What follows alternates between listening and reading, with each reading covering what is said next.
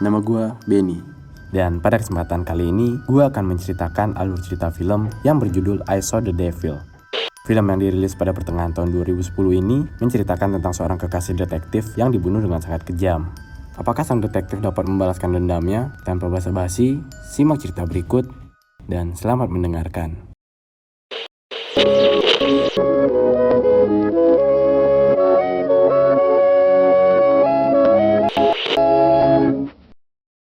Di suatu malam, di jalan yang sangat sepi, terlihat seorang wanita cantik yang bernama Juyon, yang mobilnya sedang mogok. Terlihat si wanita ini sedang menelpon suaminya. Tiba-tiba, ada seorang pria asing yang menawarkan bantuan. Pria asing ini bernama Kyung Chul. Di sini, si suami tetap menyuruh untuk tetap tinggal di mobil, sampai mobil derek datang. Saat pria itu pergi, tiba-tiba kemudian Chul menyeret wanita itu dan membawanya ke rumahnya. Walaupun si wanita ini sudah minta ampun dan mengatakan bahwa dirinya sedang hamil, Chul sama sekali tidak peduli dengan si wanita itu. Terlihat bahwa cincin nikah wanita itu lepas dan masuk ke dalam selokan.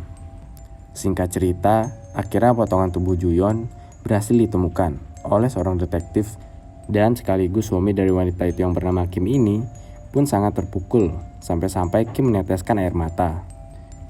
Ayah Juyon pun sangat sedih atas kematian putrinya. Terlihat dari dirinya menangis tepat di sebelah Kim, dan tangisannya itu membuat Kim semakin tak terima dengan kematian istrinya.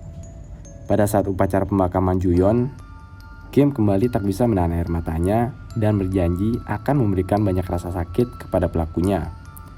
Kim ini adalah seorang detektif di Badan Intelijen Korea Selatan. Kim meminta izin untuk berlibur selama seminggu untuk menenangkan dirinya.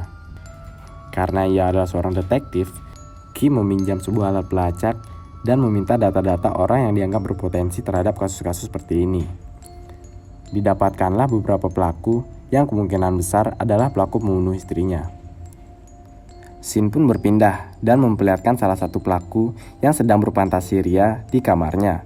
Dan tiba-tiba Kim pun langsung menginterogasinya dan menunjukkan foto istrinya kepada si pria itu. Namun, sepertinya bukan dia pelakunya. Pak Kim pun sudah mengambil sebuah kunci Inggris dan memukul masa depannya, sampai pria ini kritis. Terlihat, si Kim sangat bertekad kuat untuk menemukan pelaku dan pembunuh istrinya. Itu dibuktikan pada saat Pak Kim menabrak seseorang yang diduga pelakunya. Namun, saat melihat tatapan matanya, Kim bisa langsung yakin kalau dia bukanlah seorang pembunuh istrinya. Pada saat malam harinya, Kim pulang ke apartemennya. Yang tersisa masih 2 orang pria yang belum didatangi. Namun, karena lelah, Kim pun memutuskan untuk tidur. Tapi Kim tidak bisa tidur karena memikirkan pria itu. Scene pun berpindah ke seorang wanita yang sedang menunggu kendaraan umum, dan tak lama kemudian, Chul pun datang dan menawarkan tumpangan kepada si wanita itu. Dengan wajah yang sangat ramah, Chul pun berhasil mengajak wanita itu untuk masuk ke dalam mobilnya. Sesampainya di jalan yang sepi, Chul tanpa basa-basi langsung memukul kepala wanita itu. Suatu hari, Kim yang mendatangi rumah orang tua Chul. Di sini Kim mengaku kalau dia adalah seorang asuransi untuk mencari informasi tentang Chul.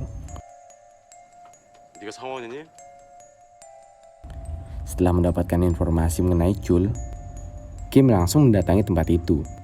Di sana, Kim menemukan banyak sekali barang-barang para korban, dan yang paling membuat Kim sedih ketika Kim menemukan cincin istrinya yang terdapat di selokan rumah Chul.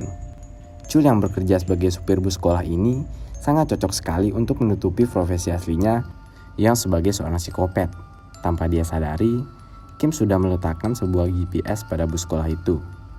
Terlihat dari sini, ia sudah terbiasa melakukan aksinya dengan hanya menyisakan 1 murid untuk dibawa ke kebun miliknya.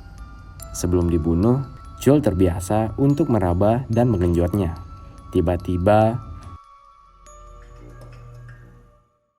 terlihat Kim sudah berada di depannya, dan si Chul sudah siap dengan celurit yang ada di tangannya. Tanpa pikir panjang, si Chul langsung berlari dan menyerang Kim. Tapi karena Kim adalah seorang detektif yang terlatih, sudah jelas pertarungan ini dimenangkan oleh Kim. Saat Kim sudah berhasil mengalahkan Chul, sebenarnya Kim sudah bisa membunuh Chul. Tapi karena Kim ingin menyiksa Chul, Kim pun membatalkan niatnya untuk membunuhnya. Kim akhirnya memasukkan alat pelacak ke mulut Chul dengan paksa. Saat Chul sadar, ternyata dia diberikan sebuah amplop yang ternyata itu adalah sejumlah uang yang diberikan oleh Kim. Karena Kim memberikannya uang, Chul bingung dan berkata, akhirnya Chul kembali ke busnya untuk mengambil senjata tajam, dan dia pun memutuskan untuk berjalan kaki. Chul yang berjalan cukup jauh, tak disangka bertemu sebuah taksi.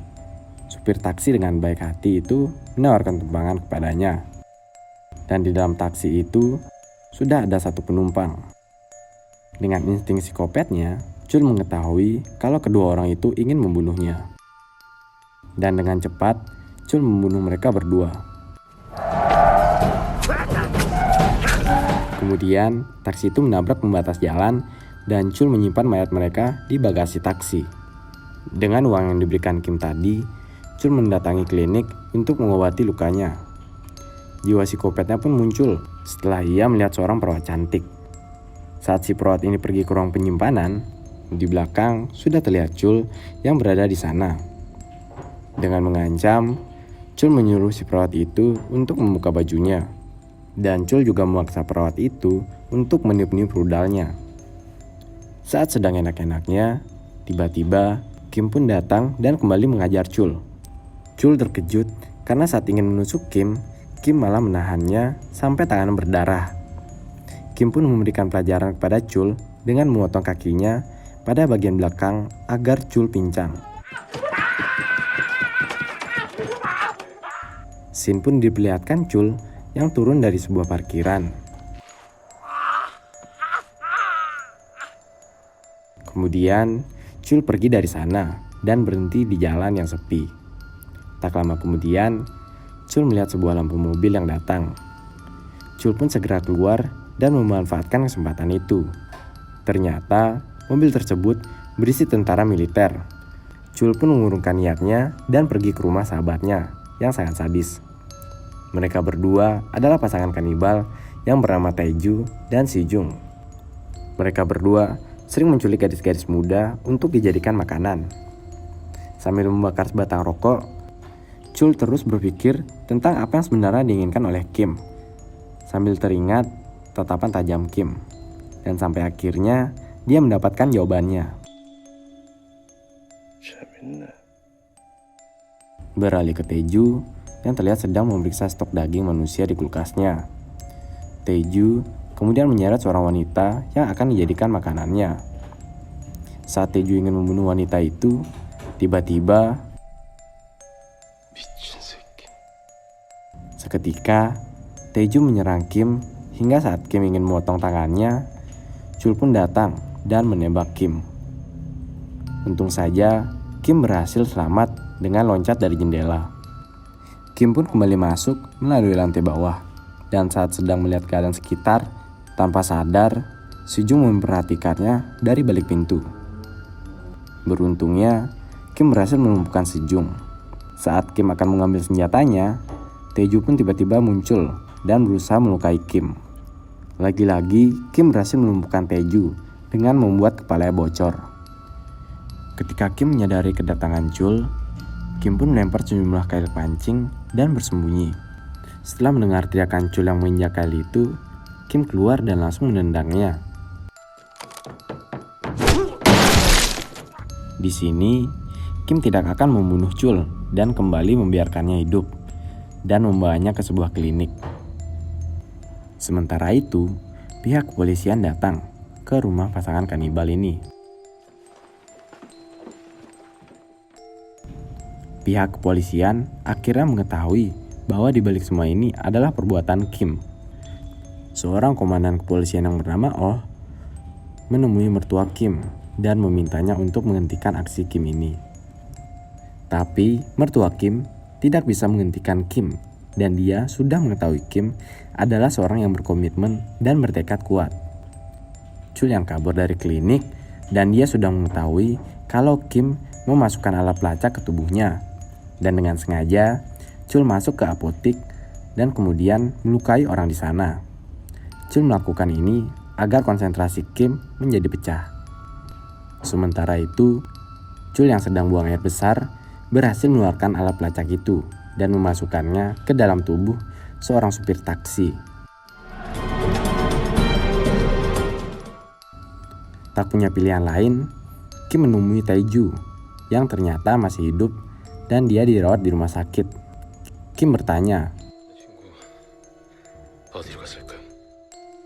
dan sambil tertawa, Tae-ju bilang bahwa dia akan mengincar semua orang terdekat Kim. Karena Tae-ju tertawa dengan sangat puas, membuat Kim sangat kesal dan kemudian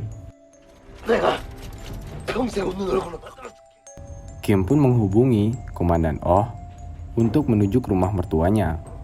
Namun, mereka semua sudah terlambat dan Chul terlihat sedang menyiksa mertua Kim menggunakan sebuah barbel. Tak lama, datanglah adik ipar Kim yang bernama Seon. Chul pun berniat akan memperkaosnya dan membunuhnya. Saat polisi dan Kim tiba di depan rumah mertuanya, semua pun sudah terlambat dan hanya menemukan sang mertua yang sudah terbaring lemas dan adiknya yang sudah tewas. Kim mendapatkan sebuah telepon yang ternyata itu adalah Chul. Dan Chul juga mengatakan dia akan menyerahkan dirinya ke polisi. Setelah itu, Chul memberitahu lokasi di mana dia menyerahkan diri. Para polisi pun terlihat sudah bersiap. Tak berselang lama, Chul memberhentikan mobilnya tepat di tengah jalan. Dan kemudian Chul keluar dengan santainya disertai dengan tubuh penuh darah. Chul pun menyerahkan diri dengan mengangkat tangannya. Saat polisi akan menangkap Chul, Kim langsung merusak pintu mobilnya dan kemudian menuju ke arah Chul dan berhasil mendapatkannya.